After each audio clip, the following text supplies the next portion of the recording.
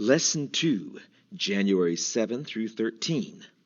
God's Covenants with Us.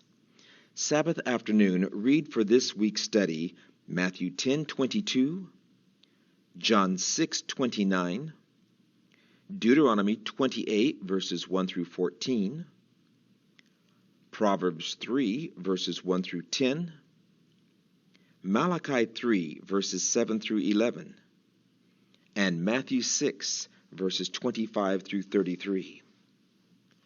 Memory text.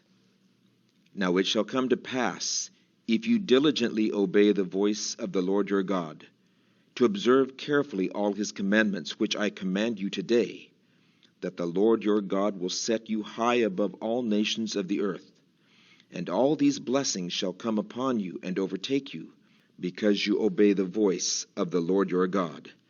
Deuteronomy 28 verses 1 and 2. Amazingly enough, God has made contracts or covenants with us. Most are bilateral, meaning that both parties, God and humans, have a part to perform. An example of a bilateral covenant is, if you will do this, then I will do that. Or, I will do this if you will do that. A rarer type of covenant is unilateral. I will do this whether you do anything or not.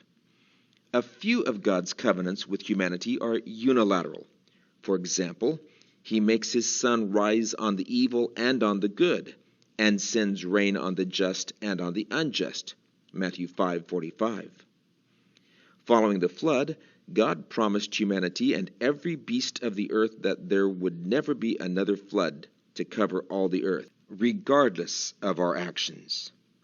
He also promised, while the earth remains, seed time and harvest, cold and heat, winter and summer, and day and night shall not cease. Genesis 8:22.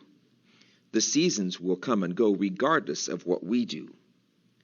This week, we will study some significant bilateral covenants between God and his children. Let's pray that by God's grace we will uphold our end of the bargain. Study this week's lesson to prepare for Sabbath, January 14.